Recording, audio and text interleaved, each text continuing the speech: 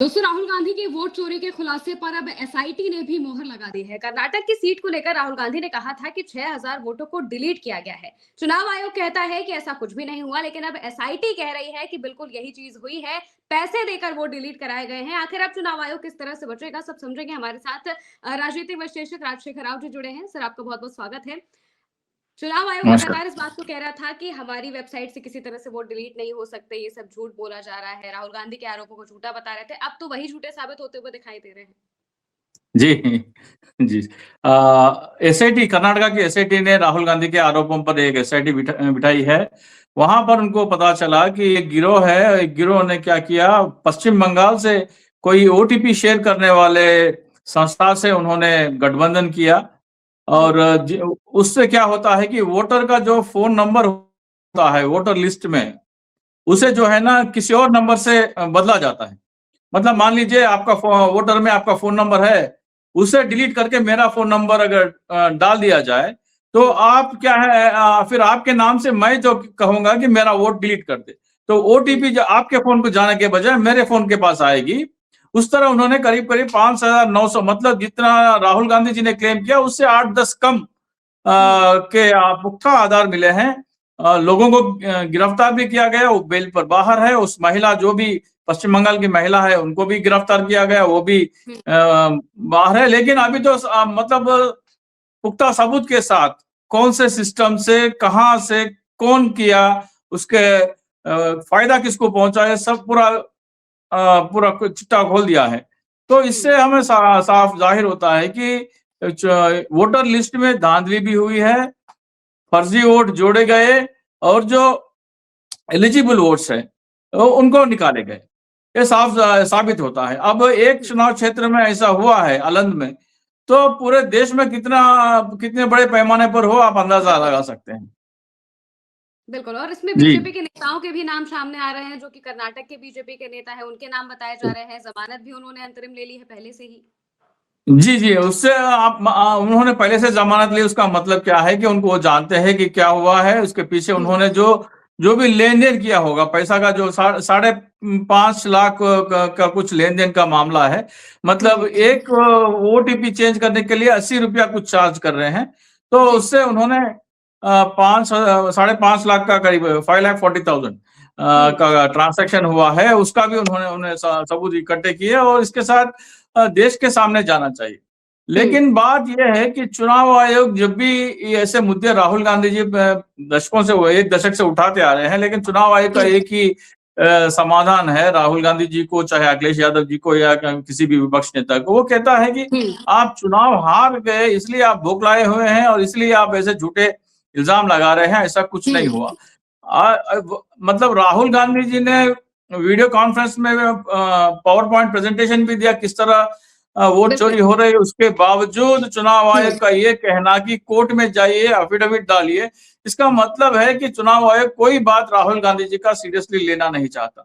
उनका एक ही दावा है चुनाव आयोग का, वो ये कहता आ रहा है कि विपक्ष के हारे हुए नेताओं को आपत्तियां हैं, ईवीएम से आपत्तियां हैं, वोटर लिस्ट से आपत्तियां हैं और चुनाव तंत्र से आपत्तियां हैं, इसलिए वो लोग हारे, इसलिए वो बात कर रहे हैं। लेकिन वोटर को कोई शिकायत नहीं है। ये सबसे बड़ा शील्ड लेके, मतलब उनके बचाव में ये कहते आ रहे हैं कि वोटर का कोई शिकायत ही नहीं है हमारे पास। इसका तोड़ हमने ढूंढ के निकाला है। हम देश भर से वोटरों से शिकायत करवा रहे हैं। ईवीएम में कैसे कैसे धांधली हुई है, माननीय सर्वोच्च न्यायालय के आदेश को कैसे चुनाव आयोग पैरों तले रोंता आया हुआ है, उसका नजरअंदाज किया। जो आदेश माननीय सर्वोच्च न्यायालय ने माइक्रो कंट्रोलर की जांच को लिए कहा, चुनाव आयोग ने उसे बेदखल कर दिया अपने एसओपी से। जब उसको चैलेंज किया गया महाराष्ट्र और हरियाणा के उम्मीदवारों से, फिर उसने माइक्रो कंट्रोल की जांच के बदले में कोई और जांच लेके आया। मतलब जिस तरह चुनाव आयोग कदम कदम पर माननीय सर्वोच्च न्यायालय के आदेशों को पैरों तले रोंता आया है, लोकतंत्र के, चुनाव तंत्र को धज्जिया, उसको मतलब कोई चुनाव तंत्र ही नहीं बचा, क्योंकि मोदी जी ने ऐसा उनके पास ढाल दिया चुनाव आयोग को। 2023 में एक नई कानून बनी चुनाव आयोग के नियुक्ति के लिए। उसमें यह कहा गया कि मुख्य चुनाव आयुक्त या चुनाव आयोग के कोई भी अधिकारी कोई भी फैसला लेंगे, कोई भी आदेश देंगे, उस पर किसी भी कोर्ट में चैलेंज नहीं किया जा सकता। जो आदेश देंगे वो जायज हो या ना जायज हो, उसे कोई चैलेंज ही नहीं कर सकता। मतलब कल को आप ये कहेंगे कि चुनाव आयोग एक दे दे फलाना पोलिंग बूथ पे आप फर्जी वोट भी जायज है, तो उसको कोई चैलेंज ही नहीं कर सकता। मतलब इतना लोकतंत्र में इससे घटिया कानून कोई बना ही नहीं सकता। मतलब ये तो खुलेआम जो है चुनाव तंत्र की हत्या है, संविधान की हत्या है, लोकतंत्र की हत्या है। बिल्कुल। सो इसीलिए जो है ना, ये लोग जो पत्र लिख रहे हैं देश के भिन्न भिन्न जगहों से, आज तेलंगाना में बीरैया यादव जी करके है, वो गांव-गांव जाके अपने वोटरों को ये समझा रहे हैं कि बैलेट पेपर से क्या क्या फायदे हैं, ईवीएम से क्या नुकसान है, एसआईआर से क्या नुकसान है, वोट चोरी कैसे की जा रही है, लोगों को समझा के उनसे पत्र लिखवा के स्पीड पोस्ट करवा रहे हैं माननीय सर्वोच्च न्यायालय को। आज 100 एक गांव में 100 लोगों ने किया है। करीमनगर के एक एडवोकेट है, वो हाईकोर्ट आया, तेलंगाना हाईकोर्ट में भी प्रैक्टिस करते हैं, वो करीब करीब 30 से 40 एडवोकेट्स के साथ ये पत्र लिखवा रहे हैं माननीय सर्वोच्च न्यायालय के सब पास, और तेलंगाना के सारे जिला कोर्ट से ये पत्र जाएंगे माननीय सर्वोच्च न्यायालय के पास। उसके बाद में हाई कोर्ट या सुप्रीम कोर्ट तक एडवोकेटों से ये पत्र लिखवाने का मुहिम वो आगे ले जाना चाहते हैं। उसके अलावा हैदराबाद के उस्मानिया यूनिवर्सिटी में सलीम करके है, छात्र नेता है, तो छात्र संघ के नेता है, वो भी उस्मानिया यूनिवर्सिटी के छात्रों से पत्र लिखवा रहे हैं। मतलब अगर ये पूरा देखे तो आपको लोगों में जो असंतोष है वो लिखित रूप में माननीय सर्वोच्च न्यायालय के सामने दर्ज कराने की, जो शिकायत दर्ज कराने की वो प्रक्रिया है, वो तूल पकड़ चुकी है। अगर देश में करोड़ों लोग ये पत्र लिखें तो बिहार का चुनाव का जो भी ईवीएम इस्तेमाल किए गए उनकी फोरेंसिक जांच होगी, और उसमें अगर धांधली पकड़ी गई तो लोकसभा का चुनाव दोबारा मांग करने की भी शायद आवाज उठ सकती है। लेकिन इसके लिए विपक्ष के नेताओं को जो है, जो भी ये पत्र लिख रहे हैं, उनका अभिनंदन करना चाहिए। राहुल गांधी जी, प्रियंका गांधी जी, मल्लिकार्जुन खड़गे जी, अखिलेश यादव जी, तेजस्वी यादव जी से मेरी विनती है कि जो भी पत्र लिख रहे हैं उनका जो विजुअल लेके ट्वीट करके उनको अभिनंदन दीजिए, ताकि लोगों में उत्साह पैदा हो सके, लोग जागरूक हो और करोड़ों में लोग इस अभियान में जुड़े। बिल्कुल, आपने बिहार का भी जिक्र किया। बिहार के भी एनडीए के एक बड़े मंत्री हैं, नेता हैं जीतन राम मांझी, उनका भी एक वीडियो इस वक्त काफी वायरल हो रहा है। वो कह रहे हैं कि भाई हम एक बार चुनाव हार रहे थे तो हमने डीएम को फोन कर दिया और डीएम से फिर फोन करके हम चुनाव जीत गए। अब उनका ये बयान भी कहीं ना कहीं ये बता रहा है कि किस तरह से जगह जगह पर वोट चोरी की जाती है और कैसे मौजूदा जो सत्ता है वो किस तरह से वोटों को मैनिपुलेट कर रही है। नहीं, खुलेआम नजर आता है हमें। देखिए, आपको कोई पैरामीटर की जरूरत ही नहीं है। आप जनसभाओं में चले जाइए, चुनाव से पहले जितने भी जनसभाएं होती है वहां पर एनडीए के जो भी नेता कोई मीटिंग करता है तो पूरे खाली कुर्सियां नजर आते हैं। लोग वहां जाने के लिए राजी नहीं है, सुनने के उनको एनडीए के नेताओं को सुनने के लिए राजी नहीं है, तो वोट कैसे डालेंगे? बिल्कुल। एक और बात आपको बता दें कि हाल ही में तेलंगाना में पंचायत के चुनाव हुए, 12,000 ग्राम पंचायत के जब चुनाव हुए तो 7,000 के करीब करीब कांग्रेस ने जीत हासिल की। 7,000 भारतीय जनता पार्टी ने 3,000 के 150 या उसके आसपास की जीतें शायद बीजेपी को मिली थी। बाकी बीजेपी को कुल मिलाकर 500 आए, मतलब आधा 5% आए। लेकिन लोकसभा सीटों में देखिए 17 में से 8 जीत गए वो। मतलब 17 में से जब 8 जीतते हैं, मतलब करीब करीब आधा जीत लेते हैं, तो आपको ग्राम पंचायत में उसका टक्कर देना चाहिए। अब कहीं मैदान में ही नहीं है, सुबड़ा साफ हो गया आपका। मतलब ये साफ दर्शाता है कि अगर बैलेट पेपर से चुनाव होते हैं तो नतीजा कुछ और निकलता है, ईवीएम से चुनाव होते हैं तो नतीजा कुछ और निकलता है। ये तो प्रमाण है, तेलंगाना का जो चुनाव है वो प्रमाण है। इसके अलावा मैं आपको बता दूं कि हरियाणा में 90 सीटों पर जब गिनती हो रही थी, मैं आप ही के चैनल पे बैठा हुआ था, प्रज्ञा जी एंकरिंग कर रही थी, तो उस समय 8 बजे जब गिनती शुरू हुई तो 8:30 पौने 9 बजे तक कांग्रेस 90 में से 72 सीटों में आगे थी। इसकी क्या वजह है कि वो पोस्टल बैलेट गिने जा रहे थे। जब जैसे ही ईवीएम खुले पूरा मामला पलट गया और कांग्रेस 37 पर आके सिमट गई। तो आपको ये हरियाणा में जो हुआ, महाराष्ट्र में भी वही हुआ, बिहार में भी वही हुआ। पोस्टल बैलेट में जो है वो इंडिया गठबंधन आगे है, ईवीएम में इंडिया गठबंधन आगे है। ऐसे कैसे हो सकता? पोस्टल बैलेट से बड़ा सैंपल क्या होगा आपके पास? कोई भी सर्वे करता है तो पोस्टल बैलेट से बड़ा सैंपल तो आपके पास नहीं होगा।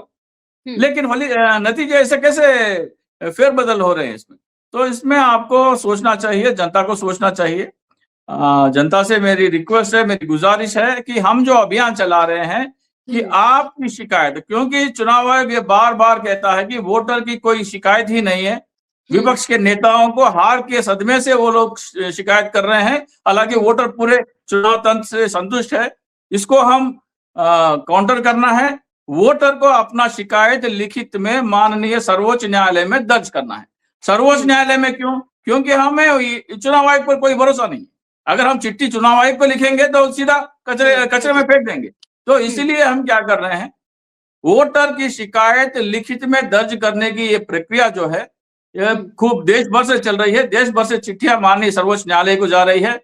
मेरे देशवासियों से विनती है, हाथ जोड़ के विनती है कि अगर आप बैलेट पेपर चुनाव चाहते हैं, आप निष्पक्ष चुनाव चाहते हैं, आप एसआईआर को रोकना चाहते हैं, तो माननीय सर्वोच्च न्यायालय को एक पत्र लिखिए। मेरा उसका अगर पत्र का आपके पास नकल चाहिए तो हमें ईमेल कर दीजिए। मेरा ईमेल आईडी है rajsrao.chhinta@gmail.com। कृपया एडिटर से कह के इसे डिस्प्ले करवा दीजिए ताकि दर्शकों को लिखने में आसान हो सके। आप हमें पत्र भेजिए, हम आपको उसका नकल भेजेंगे। उसको आप साइन करके हर पेज पर अपने गांव का नाम, पता वगैरह लिखकर, फोन नंबर लिखकर माननीय सर्वोच्च न्यायालय को स्पीड पोस्ट करना है। अगर करोड़ों में चिट्ठियां गई तो बिहार का चुनाव परिणाम पलट सकता है। बिहार के ईवीएम खुल सकते हैं। माननीय सर्वोच्च न्यायालय में धांधली पकड़ी जाएगी। अगर बिहार की धांधली पकड़ी गई तो लोकसभा, हरियाणा, महाराष्ट्र, आंध्र प्रदेश, ओडिशा सबका नतीजा जो है दोबारा चुनाव होने के आसार ज्यादा है।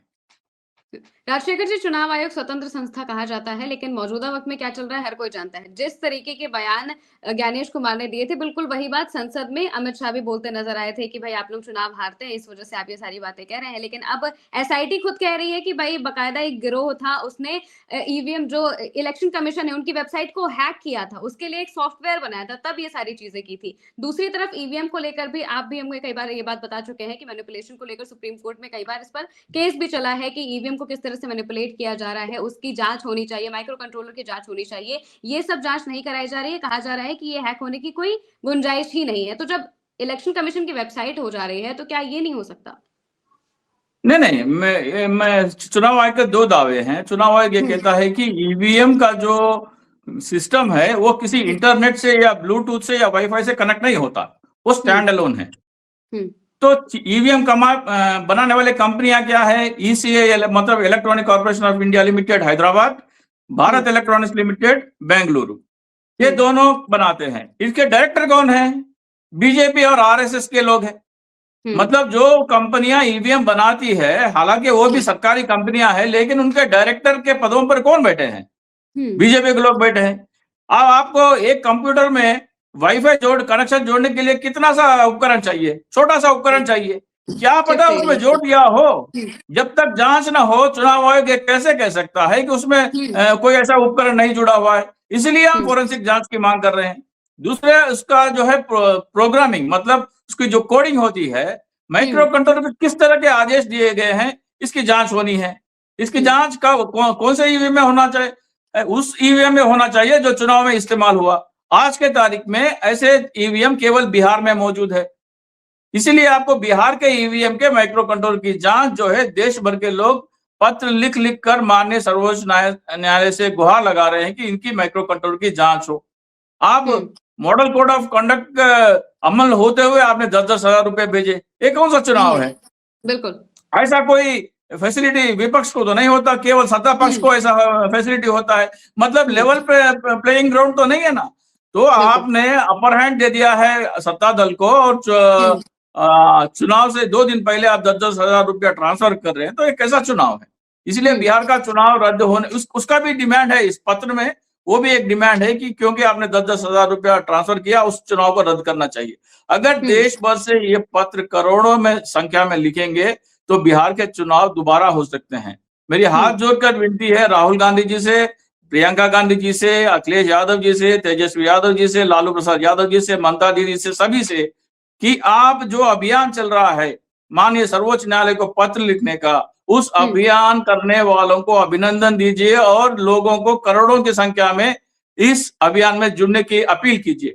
जिस दिन देश के हर एक डाकघर के सामने 100-100 लोगों की कतार आपको दिखाई देंगे, उस दिन लोकतंत्र दोबारा जीवित होगा, संविधान जिंदा रहेगा, चुनाव तंत्र जिंदा रहेगा।